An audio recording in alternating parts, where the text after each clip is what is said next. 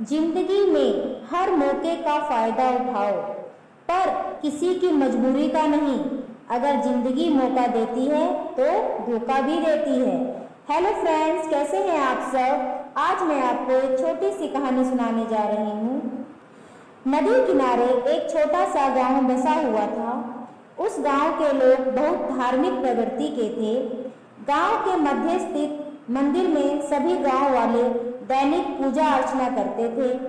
उस मंदिर की देखभाल की जिम्मेदारी वहां के पुजारी पर थी, जो मंदिर परिसर में ही निवास करता था।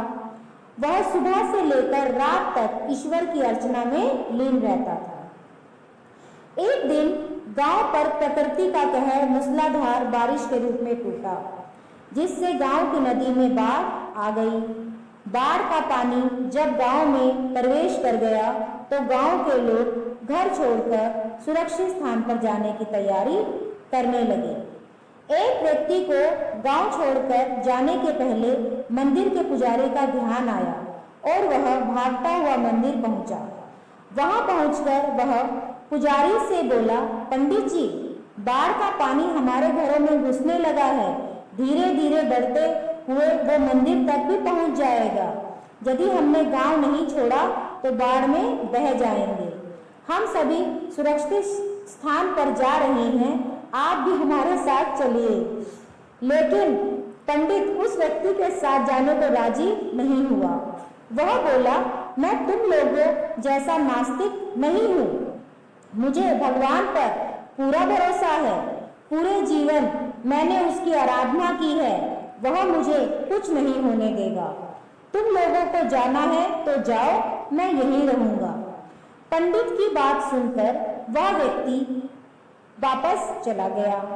पंडित भगवान की प्रार्थना में लीन हो गया। कुछ ही देर बाद बाढ़ का पानी मंदिर तक पहुंच गया। बढ़ते बढ़ते वह पंडित के कमर तक पहुंच गया। ठीक उसी समय एक आदमी नाव लेकर वहां आया। पंडित से बोला, पंडित जी, मुझे गांव के एक आदमी ने बताया कि आप अभी भी यही हैं। मैं आपको लेने आया हूँ, चलिए नाव पर बैठिए।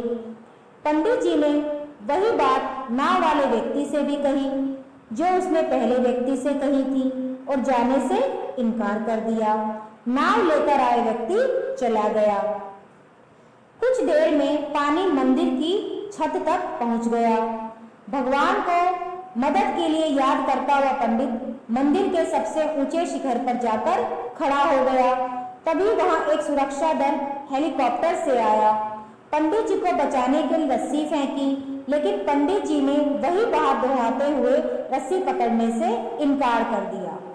सुरक्षा दल का हेलीकॉप्टर दूसरों को बचाने आगे चला गया।